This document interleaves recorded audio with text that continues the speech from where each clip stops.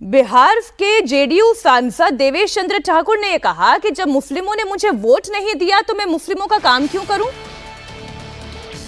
अरे आप जनता के प्रतिनिधि हैं, किसी एक कौम के प्रतिनिधि नहीं हैं।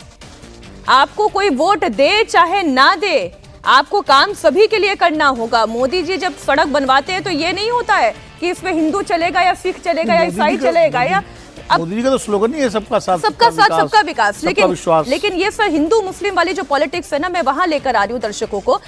उत्तर प्रदेश के एक और हैं सज्जन, वो ये कह रहे हैं, मुसलमानों को लेकर बयान दे रहे हैं। अमेठी के जगदीशपुर सीट से बीजेपी के विधायक हैं सुरेश पासी।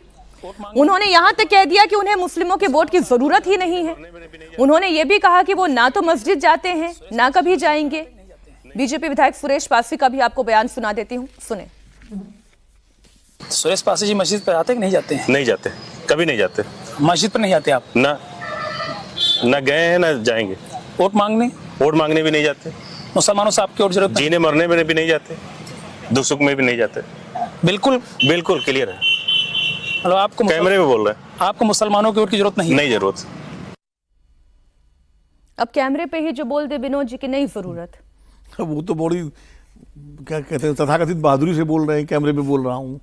अब क्या कहा जाए, हो सकता है उन्हें वोट ना मिलते हो इसलिए बोल रहे हैं। वोट देखिए, वोट कई लोगों को नहीं मिलते, हो सकता है उनको सवर्णों हिंदुओं में बहुत सारी बिरादरी वोट नहीं मिलते होंगे।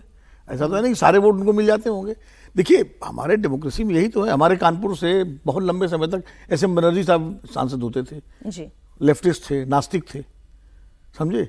तो क्या कहते कि न हिंदू मुसलमान वोट नहीं चाहिए उनको, वोट मिलते थे। तो ये अब ये भी एक मानसिकता है, जो मानसिकता पत्थरबाजों की है जामा मस्जिद में, ये दूसरी मानसिकता है कि हमें इनका वोट नहीं चाहिए या हम उनका काम क्यों करें। यही तो समस्या है कि इस दोनों तरह की मानसिकताओं से लड़ने की जरूरत है। अब आप एक उदाहरण देखिए, अभी हाल में, हालांकि वो वैष्णो देवी मेडिकल कॉलेज का जी, कि 42 अगर मुस्लिम लड़के सेलेक्ट हो गए, नीट से सेलेक्ट हुए थे, कोई डोनेशन दे के पैसा दे तो सेलेक्ट नहीं हुए थे, लेकिन वहाँ इतना बवाल हुआ कि वो उसकी मेडिकल कॉलेज की मान्यता रद्द करनी पड़ी। फिर कारण उसके और दिए जा रहे हैं। मतलब मैं कह रहा हूँ ये पूरी एक मेंटलिटी इस देश में अजीब सी हो गई है कि मुसलमान अपने उसमें गेटवे में फंसे हुए हैं, वो पत्थर चला रहे हैं पुलिस पर, और ये विधायक जी होगी, जनप्रतिनिधि हैं, इनको तो डिस्क्वालीफाई कर देना चाहिए ऐसे जनप्रतिनिधियों को कायदे से। तो क्योंकि ये आप याद कीजिए, बाला साहब ठाकरे डिफेंसराइज हो गए थे, एक खाली उन्होंने बयान दिया था, उसके बाद कोर्ट तक से जो है उनको 6 साल के लिए वोट उनका ले लिया गया था। तो ऐसे विधायक सांसदों को तो चाहे किसी के हों, चाहे किसी पार्टी के हों, जो इस तरह का बयान दे उसको तो कायदे से डिफरेंशिएट कर देना चाहिए कानून के तहत। आप या जो वो एक एक्ट है ना कि 2 समुदायों के बीच में वैमनस्य फैलाना, ये तो वो कर रहे हैं। सर अब यहाँ पर तो ये नेता ये भी बोल सकते हैं कि देखिए ये जो एसटी हसन कह रहे हैं, एसटी हसन जो कह रहे हैं, ये उनके एक्शन का फिर ये रिएक्शन नहीं, तो दोनों पे कार्रवाई होनी चाहिए ना। वही कह रही हूँ सर, जो जनप्रतिनिधि है वो जनता का प्रतिनिधि है, वो किसी एक कौम का प्रतिनिधि नहीं है, ये याद रखना चाहिए। छोटी टिप देखो, क्या है, जनप्रतिनिधियों को एक एक शब्द सोच के बोलने की आवश्यकता है। बिल्कुल ठीक बात। आप जनता के प्रतिनिधि हैं, आपके अंदर ये भाव हो सकता है, लेकिन आपका काम जो है इस देश को बचाना, चलाना, संविधान के तहत आपने शपथ लिया हुआ है। इसमें अब सेकेंड पर आते हैं। लेकिन क्या होता है कि जब देश में वातावरण बनाया गया है कि जो बीजेपी को वोट देगा उसको इस्लाम से बाहर कर दो, ये भी तो हम लोगों ने महाराष्ट्र के चुनाव के समय जो मस्जिदों से हम लोगों ने सुना है, जो मीटिंग हो रही थी, वोट जिहाद करो, अगर कोई देता है तो उसकी रोटी बेटी काटो। देवेश चंद्र ठाकुर ने पहली बार ये नहीं बोला है।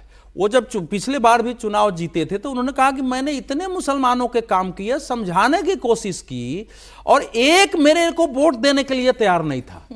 और जब तैयार ही नहीं था और सबका मैं काम करता था तो मैं फिर क्यों करूं? मैं जिंदगी में नहीं इनसे वोट मांगने। सीतामढ़ी से सांसद है जी सर। जब मैं जिंदगी, तो टीवी पर बोले ना, उस समय एनडीटीवी पर आकर के उन्होंने ऐसे नहीं बोला था, एनडीटीवी के बहस में कहा कि आप लोग कहते हो मैंने खूब काम किया, मैंने इनके घर गए, शामिल हुआ, सब कुछ किया, इनके साथ रहा, एक वोट ये लोग हमको देने के लिए चुनाव में तैयार नहीं हुआ कि ये बीजेपी में, इसको जनता दल बीजेपी के साथ है, नहीं देंगे। तो उन्होंने स्पष्ट कहा कि अब मैं जीवन में जो है से वोट मांगने नहीं जाऊंगा, नहीं इनका वो गलत है। नहीं, ये गलत है, ये गलत है। सुरेश पासी ने जो बोला वो भी गलत है, बिल्कुल गलत है। लेकिन सुरेश पासी के खिलाफ अगर वहां कहा जाता है कि इसको वोट न दो, मीटिंग होती है, तो एक रिएक्शन होता है। इसलिए मैं कह रहा हूं कि जनप्रतिनिधि की ज्यादा जिम्मेवारी है। लेकिन दूसरी ओर जो स्थिति बन रही है, ये स्थिति कैसे नियंत्रित हो, ये अगर कोई एक समुदाय बिल्कुल खड़ा ठीक होकर आप कह रहे हैं, सर। कोई एक समुदाय खड़ा होकर कहे कि ये अवधेश पार्टी जी, हमारी दुश्मन अवधेश है जी, इस्लाम की, अवधेश जी, तो ये भयावह परिस्थिति अवधेश जी, है। ये स्थितियां तो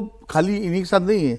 आप बीएसपी का जब उभार था तो मीटिंगों से कहा जाता था कि हमने तो मीटिंग अटेंड की है, ठीक बात है। कि यहाँ से लोग चले जाएं, जो साफ- समाज साफ- के लोग सर, हैं। कुछ कहा तो और रह जाता गए था, थे। लेकिन कोई उन्होंने किसी ने ये थोड़ी नहीं किया किया, कि नहीं बहिष्कार किया। किया। सर, ये तो ये जनप्रतिनिधि समझे और उनके सहनशीलता पार्टी के सहनशीलता जो होनी चाहिए भाई। जो- देखिए, मैं एक जिसको जब मोदी जी चुन करके आए 2014 सर। में, मालूम है कि उनके खिलाफ कितना माहौल बनाया गया था, और जाहिर है मुसलमानों ने उनको वोट नहीं दिया होगा, या यदा कदा कुछ लोग, लेकिन उन्होंने क्या कहा, सबका साथ, सबका विश्वास, सबका प्रयास कहा ना। तो लीडरशिप का मतलब, अटल जी लखनऊ चुनाव लड़ते थे, और मैं तो कवर किया रहा हूँ लखनऊ में, समझो अटल जी लड़ते थे चुनाव, अटल जी बाकायदा मुस्लिम मोहल्लों में जाते थे और फिर उनको वोट भी मिलता था कुछ 1% तक। तो ऐसा नहीं, बहुत सारे जो मुस्लिम नेशनल फ्रंट बना हुआ है, अब ये शहजाद पूनावाला और ये जफर इस्लाम, ये भी तो मुसलमान है ना सर, बीजेपी के बिल्कुल साथ। बिल्कुल तो ऐसा ठीक आप बात कैसे है। कह सकते हैं कि एकदम बिल्कुल लेकिन एक्शन का रिएक्शन जनप्रतिनिधि को नहीं करना नहीं चाहिए। कहना चाहिए।